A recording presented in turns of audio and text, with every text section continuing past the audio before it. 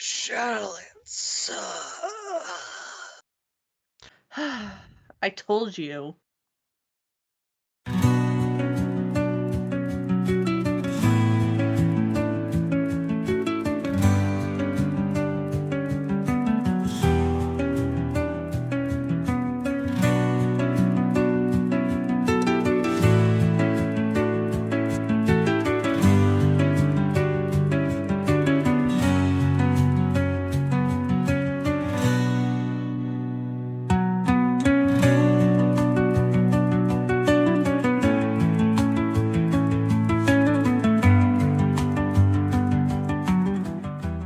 Welcome back to Warcraft Re-Wright.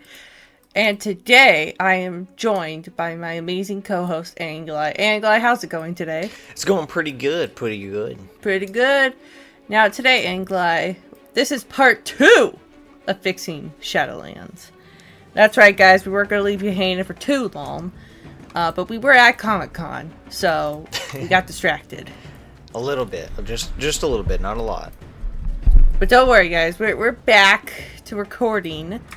And this is going to be fixing Shadowlands. Last episode was what was wrong with Shadowlands. And hopefully today we can fix it to be what expansion we all wanted to see.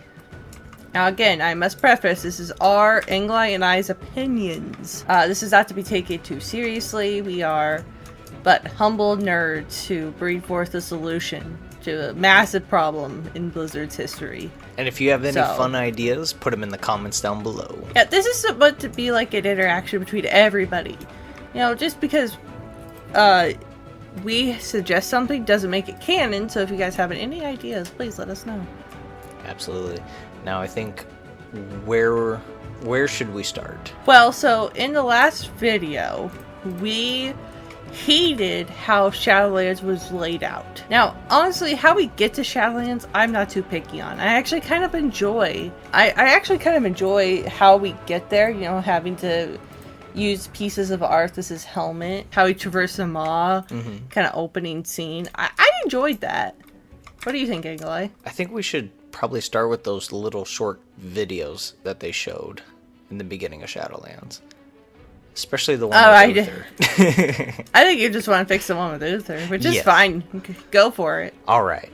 So, if we're going to do a rewrite, it has to be proper. Because the way that they wrote in certain characters in the history and how they just switched up how they normally function throughout the game's history is very hurtful. And I feel like one of them was Sylvanas, and then the other one was Uther. And in that short clip, Uther throws away Arthas' soul straight into the maw. Now, he does. I feel like when I was watching it, I thought they were gonna do something more meaningful, but no, he just tosses him over. So to fix it, I feel like while holding on to Arthas' neck, dangling him over the edge, having that lady angel whisper in his ears, saying, like, do it, he should just say no and bring Arthas in for a hug. Or even better yet, he says no, and then she pushes Arthas away from him and tells Uther, if you're not gonna do it, then I will, because he's a sinner. Throws Arthas' soul down, and Uther decides at that very point that he still is his true mentor / father figure, and jumps down to grab Arthas' soul, even if it means falling into hell with him. And that, at that very moment, was the moment where Uther finally lets go of all of the pain and anger that Arthas has brought into his body and moves on and gets his wings at that very moment shooting up from the ground with his wings on and carrying Arthas' soul like the angel that he is, saving him, and then reporting that one angel that was trying to push him towards getting rid of Arthas and throwing her in afterlife jail or something like that. I don't know what they have. She probably would lose her wings, honestly. Yeah, that would be kind of interesting to watch her lose her wings. And then we have Uther with his wings, and then Arthas wakes up, because this entire time he's passed out. Uther and Arthas are in Bastion, and the entire time he's trying to help Arthas get his wings. And when we go to Shadowlands and go to Bastion, we see them making up for lost time. A very sweet, much better video than the one they gave us, because mischaracterization, it was a big thing in Shadowlands. Taking characters who would never do something and being like, oh no, it's because they're dead, so they're different. Yeah. Kind of, sort of. But listen, guys. The thing about Shadowlands 2 is that, by the way, I love that Inglide. That was beautiful. Thank you. Thank you. Golf clap. Golf claps, of course. The thing about Shadowlands is that it's not hard to rewrite. Obviously, you just take what you don't like. The hard part about it is that you want to do every single character justice. And I feel like that's a great way for Uther to get justice. Would be to allow him to move on. This is not like Blizzard did anything huge with him. No. Like, he's evil now. He's evil. Why is he evil? And now he's good.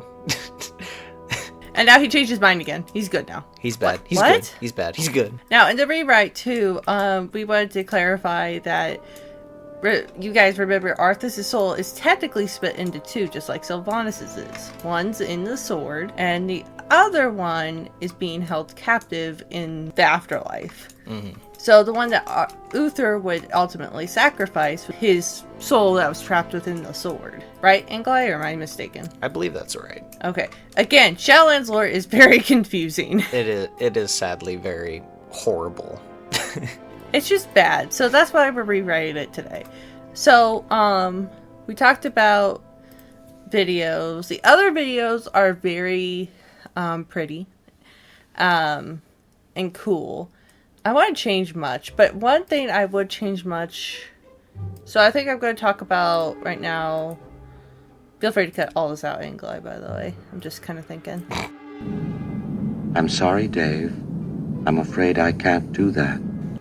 That's I kind of want to talk about the layout of the Shadowlands and change the lore behind each island really fast. okay. So, as you know, each island represents where somebody goes when they dies sometimes, right? Yeah. There's no real explanation for why one person goes here and why one person goes to Bastion and the other person goes to Revendreth. Why do they go there? Felt like it. Because So, they belong. Oh, they belong. Okay.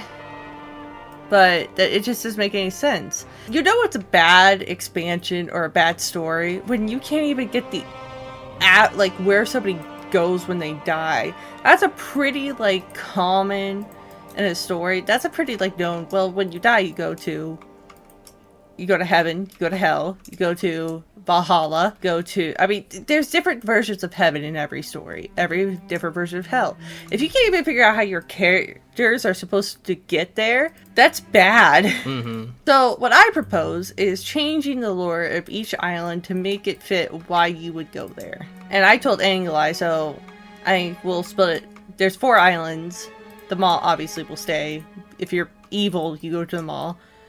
And Greater Heaven is Greater Heaven. So, I think we're going to split the islands into 2. Or, 2 for each person. Mm-hmm. So, Anglai, do you want to go first on explaining how you would get to Maldraxxus if you were on Azeroth? And If you died dishonorably, you go to Maldraxxus. So, you're in a battle, and you decide, I don't like this, and you start to run away, and someone shoots an arrow and hits you in the back, and then you fall and die. That will take you straight to Maldraxxus. Your whole life you were told that you're supposed to die in battle with honor, and you wussed out. I'm sorry, you're going straight to Maldraxxus. That's right. And how do you get out of Maldraxxus eventually? I don't know, to be honest. So the way that I would view it as getting out of Maldraxxus to get to Greater Heaven would be die honorably, or to get your honor back. And whether that be like fighting eventually the person that you killed dishonorably gets to Maldraxxus too, and he's like, and then you fight it out honorably, and then you move on. That'd be crazy. Or to keep the performing, arena. Yeah, that's why we have the arena, to die honorably. And some people, they're just dirty cheaters and they never want to die honorably. So that's okay. You must learn how to die honorably. You must learn how to die honorably. Or save a life. And you're like, how can you save a life in Maldraxxus? Well, if somebody is fighting and a dirty cheater is going again, taking the blow, stopping it, calling it out. I mean, there's a ton of ways that you could die honorably in battle. I mean, look at the orcs. The orcs, I think, have it down pretty good. Oh yeah. I'm not leaving this battle. Yeah, exactly. I think it'd be a very well-rounded, it include Maldraxxus in a way that nobody has included it before, because it was pretty well forgot. Shadowlands had its favorites. Bastion and Ardenweald being two of their favorite zones. They were very heavily focused on those two. Very much so. Now, for Ardenweald, if you die, you abused magic or nature in some way, you were sent to Ardenweald to learn how to reconnect with it. Or if you stole magic. Or if you stole it. Reconnect with it, learn from it, and grow from it. Only then would you get to go to Greater Heaven. Revendreth is pretty standard, honestly. I don't even think we changed it. Yeah, we didn't change it at all, because I really like the Sinstone thing. If you're rude, there you go. You're good. If you're a rude dude with a bad attitude, you get to go straight to Revendreth. Every blood elf. Every blood elf. Well, that's why Chaos Lost was there, right? Yeah. Which, by the way, he did nothing either. Gosh, that's bad. Anyway, so, and then the last one is Bastion. Bastion is pretty, if you died and you get to a Shadowland and you decide, hey, I want to help those around me. And, you still have all that guilt from how you died, whether it be somebody you forgot to tell them you loved them before you died. You got into a fight with your spouse and you never got to, something you feel guilty about. You go to Bastion to let go of all that guilt. A clean mind and a clean soul. And then you can choose to stay and help others move on and eventually get your wings and become an angel. Like Uther. Like Uther did. In our Re-Wright, because it's better. It is better. And you won't be blue. Why are you blue? Anyway. So that's kind of how we changed the lore of the 4 islands. I couldn't deal with the fact that it never explained to us how you got to each island. It's just like, yeah, there's 4 islands and you could get there. And they were all conflicting each other too. And some islands it felt like, oh, this would take you to this island, but they're over here? That doesn't really make sense. Right. There was a lot of characters that didn't feel like they should have been there. But they were, and you're just like, okay. And another thing with Shadowlands is there were not a lot of recognizable faces. Mm-hmm. We had Thrall's mom. Arthas showed up in a ball of light. Yay. I feel like Grosh Hellscream was there. Everyone that they brought back has already been in the World of Warcraft / Warcraft games, but not, well, I would even say just World of Warcraft. But for the Warcraft games and books and some lore people, they didn't bring them to the front. It's like King Tyrannus. That would have been amazing to see him. Right. And by the way, guys, I do tune in to Angle Eye streams every other Tuesday. I'm watching and I'm listening, and I saw Colonel Arnold's comment about if we ever saw King Tyrannus. Unfortunately, we did not, but it would have been cool to go see him and get to interact with him, even just a little bit. Mm-hmm. This is a perfect time. We're literally in the land of the dead. Bring back some characters. Now, if it doesn't make any lore sense, when did you start worrying about the lore blizzard, huh? Huh? Anyway, but yeah, now would be the perfect time to bring back some beloved characters the right way. Maybe we have to go to Greater I don't know what else to call it besides Greater Heaven, so I'm sorry if I'm annoying you guys with the Greater Heaven comment. I don't know what else to call it. But I'm gonna call it that, so you just kind of have to deal with it. if you, maybe we have to go to Greater Heaven to ask some people some questions for how to defeat the jailer. That sounds interesting. Right? So we have to go to, like, King Tyrannus is, like, because he dealt with, Advisory. a great, he dealt with advisors, he's dealt with all sorts of stuff. Maybe we have to go ask him. And we get to see our favorite character's ideal heaven. I think that'd be fun. That would be interesting. But that's just a side tangent. Now, how to fix the islands and how we get to each island individually. It'd be cool if the jailer chained the islands to Oribos and brought him closer, because he needs anima. And what causes conflict in this world? Anima resources. So if we pulled the islands closer together, we'd be able to fight them. It would also cause a huge race war, because everybody on their own island hates the other islands. So it would be the greatest distraction, and it would cause a huge amount of souls to start falling into the maw itself. And it would also fix the problem with Shadowlands today, which is if you want to fly from one island to another island, you can't just hop over to the next island. You have to go straight to Oribos and straight to the other island, and that flight takes 5 years. But in the beginning of our rewrite, let's say that we kind of see the distribution of the islands and how much everybody hates each other, and then in another act, the jailer sends out huge spikes, stabs the islands, and then brings them in, colliding with each other and causing mass devastation and war against each other in huge battles. But it would also help because in canon Shadowlands, Maldraxxus invades Bastion because of the anima resource, and then is completely forgotten about after that one dungeon. And they never talk about it. And they never talk about it. Nothing is ever done to Maldraxxus. Not a hand slap, nothing. It's just forgotten about. So that would help in the conflict between Bastion and Maldraxxus. If we have all the leaders too closer in proximity, that'd be easier for the jailer to get up to them. And kind of, while everybody's distracted, get the sigils that he needs for his Infinity Gauntlet. Heck yeah, because then no one's guarding the leaders, and that would make it easier for him to get to getting the sigils.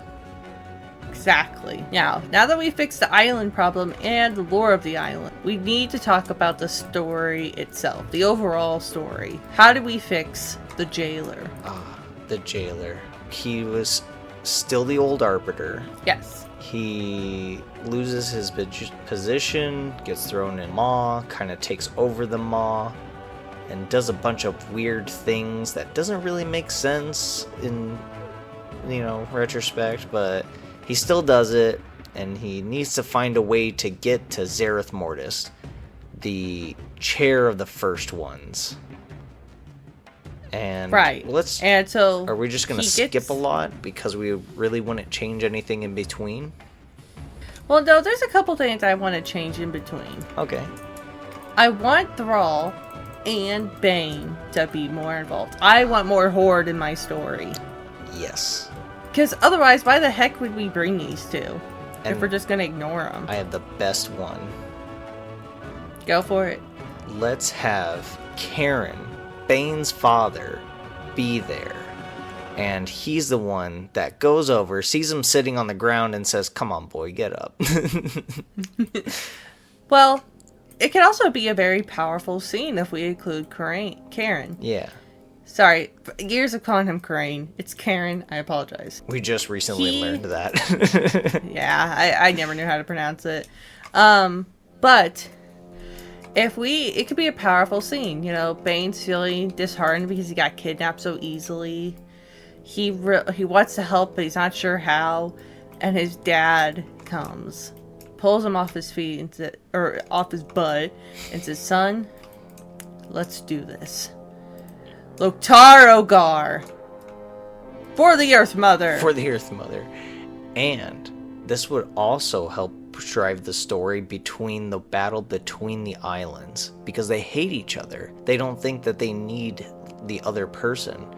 But if we follow Karen's story and how he's having a tough time trying to move on to greater heaven on his island, but if he goes to a different island, let's say Bastion, because he was slain in a battle wrongly and couldn't let go of all that regret for what originally he ended up in Ardenweald, and then he finds solace in Bastion, they realize that souls can be saved more with each other than just one person alone. Exactly. And also it would showcase Bane's diplomacy more if we had him help souls and let the other islands know, hey, there is peace and unity. Mm-hmm. And that would give Bane something to do to sit on the floor, would be like, no, we need somebody to go talk to the islands and try to get them to work together against this greater threat. And I know that sounds cheesy, guys, but it's better than him sitting on the ground for 2 years. It is true. Bane, you want to get up? Oh, my hoof still hurts. And then Thrall could help too. He could, while Karen and Bane are in Maldrak, or while they're in, let's say, Bastion, trying to convince him, Thrall could go to Maldraxxus, talk to his mom about it.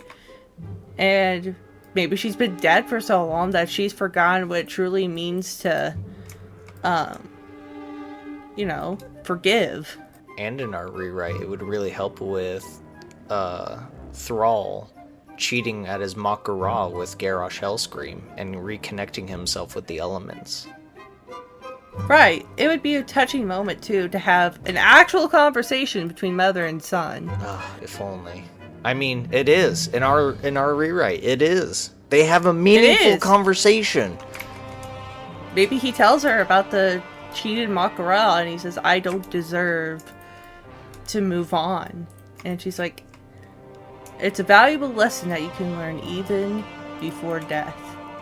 And then he starts to ascend. She's like, no, get back down here. And pulls him down. Get back here. You ain't dead yet. You're not dead.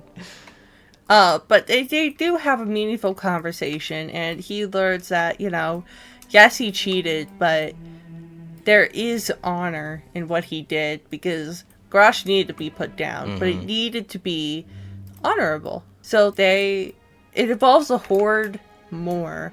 And showcases that the Horde aren't bad people. They're just broken like all of us. Mm-hmm. And that's what I want ultimately, because that's what, at the core, that is what World of Warcraft is. It is about the people, and Horde, Alliance, it doesn't matter what you are, what race you are, who you are as a person. You are a person. And you deserve all the respect. That got deep, but it's true. It is very true.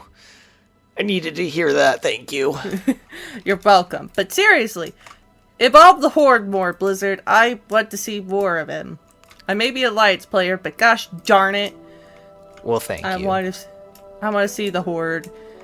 I don't like to see them portrayed as bad people, because guess what? They're not bad people. Just because you say you're a bad guy, you're not bad guy. Thank you, Zangief. You're welcome. But seriously, I truly mean that. I want to see the Horde more, so that's why in this rewrite, I wanted to include the leaders more. And they're all going off, and we have to help him convince Bastion. Not like they did weirdly in the War Within, where Thrall's there. Involve Thrall more. He's one of your most notable characters. Mm-hmm. Let him talk. Let him cook. Alright, so Anduin still gets kidnapped. Sorry, tangent. Yes, he does. Because every world leader still gets kidnapped and we rescue them. Anduin gets kidnapped, and so Sylvanas tries the whole shtick of, you could be evil. He's like, I don't want to be evil. And then the jailer possesses him. Good times. Now, in this rewrite, Inglide, do we have... is our story about Arthas in our very first episode canon? Let's say yes. even though that might cause some problems. So, if we say yes, his body, if you haven't seen it, go watch our Arthas video, 10 out of 10 video. So that way you understand what we're about to talk about. So back on Azeroth, he's in jail, and then we break him out of jail, but that Arthas is the evil version of Arthas, not the good version. The good version is in hell right now with Uther chilling and having a great time in Bastion, trying to move on.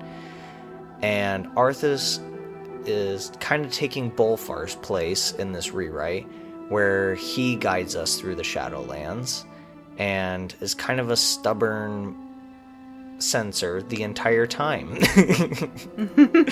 So it would get kind of skewed with all the soul talk, because again, the soul conversation is very confusing anyway, but if we were to include a Re-Write with Arthas, it'd be a little more confusing. But I feel like when we enter the Shadowlands, we still end up in the Maw. So when we escape, instead of Bolfar and everyone escaping out, the jailer could still hold on to Arthas and use his soul in a soul shard to possess Anduin. Right, so Anduin still gets possessed, and Arthas is unfortunately the poor soul. Get guys. Poor soul. That does the possessing. Alright, so we have a really cool introduction, breaking Arthas out of jail, going through hell, all the cool Death Knight stuff. It's all fun and games. And then we fight Anduin. We do. Anduin actually kills more than just stab somebody. Maybe he takes out the world leader, or the leaders, and we have to fix that. Because he killed him because he's possessed. Give him an actual reason to feel guilty. Yes, I agree with that. He actually needs to kill someone. And not just someone, a lot of people. I would love just to see a scene of him just walking through and slaughtering people, and then the main person themselves grabbing the sigil and then just walking away like an absolute unit. Make him evil. Don't do it halfway. Either commit or get off the pot. Yeah. Come on. So that's what happens. Anduin kills a bunch, not just the world leaders, but he kills the guards that are protecting the world leaders. I call them world leaders because it's better. I think they're called, well, the Maldraxxus one is a baron. Whatever but weird anyway. sire, lord, person. So, while he's possessed, it's very emotional, and we're trying to convince him not to do it. And then once we defeat, quote unquote, defeat Anduin, he goes into the scene, but that's right, we're keeping it because there's a reason. There's a reason, don't worry. He goes into the sword where his face is getting sucked back in. I know it's a soul, guys, calm down. His soul is getting sucked into the sword to forever be transformed into the jailer's perfect weapon. And as it's happening, all of a sudden, we just see a gloved hand appear in front of him. Anduin looks up, and it is a new model Arthas. And he simply says, "A king doesn't kneel." Anduin takes Arthas' hand, stands up, and the jailer's magic breaks. Arthas and Anduin stand close together, and Anduin doesn't know what to say because, gosh, he's ever been in the presence of somebody so cool. And I know he's met Thrall, but still, come on. They talk for a little bit about the magic, because they've both been through it now. And he's like, how do you deal with the guilt? And Arthur's like, I've tried everything, but the best I could do is seek forgiveness. I've tried cutting out my heart. I've tried gaining more power, and nothing works. But forgiveness is a powerful weapon, and strive to be better. And then they embrace. I'm gonna say it. Like two grown men embrace. They embrace, and then Arthas turns to the crowd. Jaina, tears streaming down her face. He walks towards her, puts his gloved hand on her cheek, and says, Jaina, and she said, I know, Arthas. And he simply smiles at her. Finally giving closure to Jaina. Finally. Sylvanas refuses to talk to him at first, but he says, I never truly got to meet you. Because he didn't, technically. No. It was his possessed self that did. And he says, I wanted to be better. And I let power overwhelm me. Sylvanas kind of chuckles and says, I've been there too, before. Aw. And they don't hug or shake hands, but there is an understanding between them. Maybe not quite forgiveness, but maybe some healing. Would Arthas, the one that's hanging out with Uther, be there so that when alternate Arthas breaks out of the sword, they both merge together into one? Yes. Heck yeah. Okay, go on. Finally healing Arthas' soul. Fully this time. And Uther goes, embraces his old friend. And Arthas says, I'd like to be able to redeem myself for what I've done. And Uther smiles, and they head off to Bastion. Because Arthas is in no condition to help fight the jailer, you guys. Gosh, he's in no Oh, condition. he's broken. And he can finally get his wings. And get to greater heaven, where he belongs. A much better ending than whatever the hell they gave us. That wisp the was. canon ending. But I remember when we were talking in the car, and this was before we even thought about Warcraft Re-Write, and you said what should have happened was Anduin shouldn't have seen his dad, he shouldn't have seen Sourfang. It should have been Arthas, because Arthas' soul was possessing him, and Arthas should have reached out and said, a king doesn't kneel. It's still one of my favorite lines. But it would have been so much more powerful for that to have happened. The music changing, just the shot of a gloved hand. And would look it up a little bit confused. And to a smiling Arthas? Arthas smile? Impossible. But I know. It would have been so great too, because Anduin is constantly on the fence of, I don't want to be a king. I don't want to be king. I don't want to be a ruler. I don't know what to do. And he had that major problem in BFA only to go to Shadowlands, and now he knows for a fact that he can be a ruler, a king of the people. It would have been it just would have been better. And I would have cried instead of been very angry. A wisp! Looking at a ball and having Sylvanas taking up all the talking time. Right? And I know, guys, that Jaina and Arthas didn't get to talk a lot in this rewrite, but sometimes the best words are left unspoken. And all you need is just forgiveness. And that's when she says, I'm pregnant. What? How? And then he flies away. I forgot Anima at home. She says, our kid's on Azeroth. And he says, what? Bye. Oh, I gotta go to greater heaven. Goodbye. Oh, peace. Bye. Engoy. Bad. Anyway. Imagine getting a pregnancy scare like 25 years later, or 15 years later. Oh my gosh. Alright, okay. So we save Anduin. We get the final, like, beautiful final meeting of Arthas. I'm probably going to keep all that in, by the way. I hope you do. And then we go to the jailer fight. It's pretty much the same, honestly. I think we will agree that the beginning of the fight is exactly the same. Oh yeah, the beginning's the same. Oh, but what do we mean by that? Oh, don't worry, guys. We're not going to make you wait for part 3. But what's going to happen is we kill the jailer, and he goes into his marionette puppet, and he says the vague line of, you don't know who's coming or something. Does he say that? He says something stupid. Very mystic. He says something dumb. And so we're like, we did it! We saved the Shadowlands. We start celebrating, and all of a sudden we just hear a sinister laugh behind us. And we go, what's going on? And we turn around, and it's a rune carver. We're like, oh, rune carver. Hey, rune carver. Oh, thank goodness you're here. We killed the jailer. And he's like, you disposed of my puppet, but you have not killed the jailer. And we realize, with a sick realization, that he's been the jailer this entire time. And he used us as the greatest distraction so that he could kill the first ones. That's right.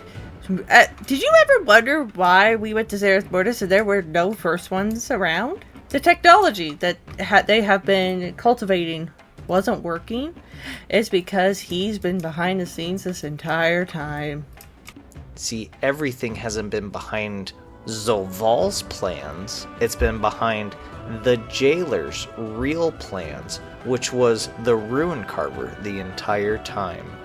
And the rune carver needed the power from Azeroth to take down the first ones. Now the real fight begins. The real jailer. Us versus the rune carver. But after he reveals this, he uses Azeroth power to take out Zereth Mortis. It is wiped clean from the plane of Shadowlands. We can no longer go there. It has now been cut off. By the wave of his hand, as if created by design, the land itself disappears. While Jaina notices this, she teleports us all to safety. Because, of course, we still need to live, guys. Come on. And we need to get him as far as we can from Zereth Mortis, where he's getting all of his power from. Quickly, get him away from all of that source of power so we can fight him at a more weakened state. Where better than outside the Shadowlands itself, down on ICC. Now, I probably should clarify, when I say wiped from existence, I mean like all life, not... The place doesn't blow up, guys. Obviously, he's still there drawing power. Yeah. I said that weird. He's like I on apologize. a throne or something. Yeah, and he is untouchable in this spot. We send a poor intern in there to test it out, and that intern is immediately killed. Sorry, intern. Sylvanas uses a distraction to get him down to ICC, where Bolfar is helping as well, and realizing that there's too much energy flowing through, we need to find a way to break through. Oh, wait a minute.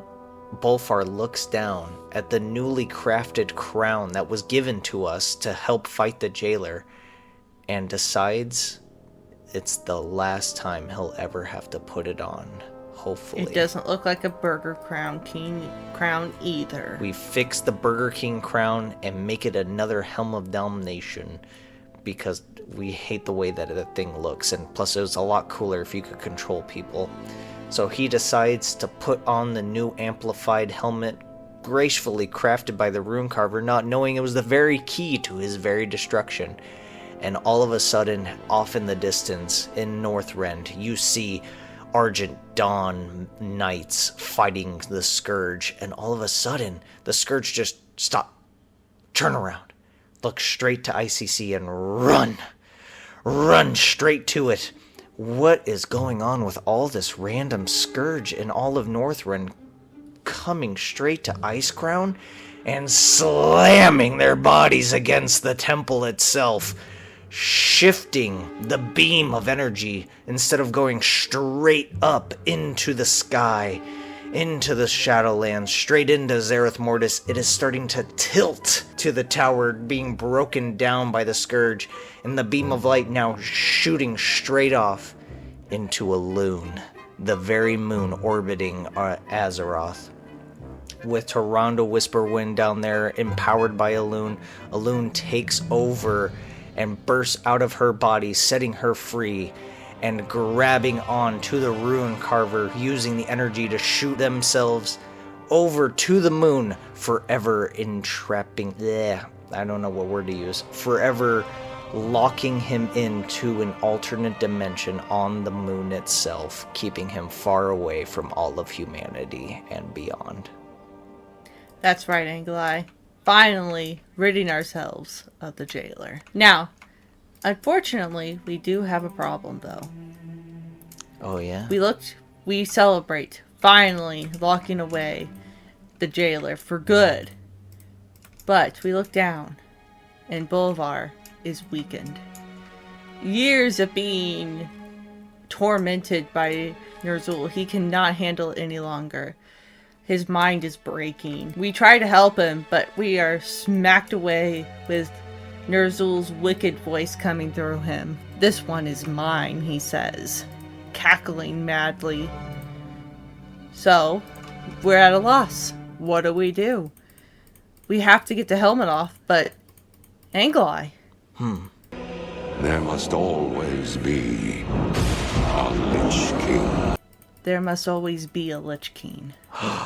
That's right, Re-Writers. I suggest that we have somebody become the new Lich King, and who better than the one who started it all. Sylvanas walks up, pulls the helmet from Bolvar's head a second time, holds it up, and tells us, "This is my penance. This is what I must do for what I've caused." She puts her hood down, looks at her sisters with a sad smile, and puts the crown on her head, becoming the Lich Queen. Setting Bolvar free and the world of the Scourge. She knows the Forsaken and the Scourge better than anyone else, and she can finally set, at first, quite a few, but over time, many more, free of the curse of undeath. She sits on her throne and becomes encased in ice, waiting for when she is needed again. We go back to the Shadowlands, and the traders, trusted traders, with a nice sum of pay, help us out and gather the lost souls from the Maw to go to their respective places. And that, Re-Writers, is how we would fix Shadowlands. Anglai, how do you feel? I think it feels great. Oh, except for the Arbiter. Well, so we didn't talk about the Arbiter much, but Anglai and I both agreed that that Pelagos was kind of a weak person to become the new Arbiter. Feels like they So kind of chucked them out of nowhere. It's true. They did. So I would suggest, and I know that there's an entire backstory, but it just didn't feel right. It felt like he would become more of an issue than down the line. I don't know. He left a bad taste in my mouth when he was like, "Oh, I don't believe in the Maw." What? It's down there. You can literally see it. I don't believe in it. Nobody should go to the Maw. God, I could think of a lot of people that deserve the Maw. But okay. So I suggest instead of Pelagos, his friend Kira, She become the seemed new. like as if they were gonna make her the Archon. I felt Arbiter. like while playing, or the Arbiter. Sorry. It's okay. It just made more sense because her story was much more. She saw the issues of what was going on. She had compassion for souls. She didn't want anybody to have to go to the Maw unjustly. And they set all that up just for her friend to become. It made no sense. So that's why I wanted Kira. If you played Shadowlands and read the storyline as you quested, you would understand. I also would understand if you did it because you took one look at Shadowlands and went, nah, and then quit. I'd also understand that. More power to you guys, by the way. But yeah, that's, I think, all I really wanted to say about it.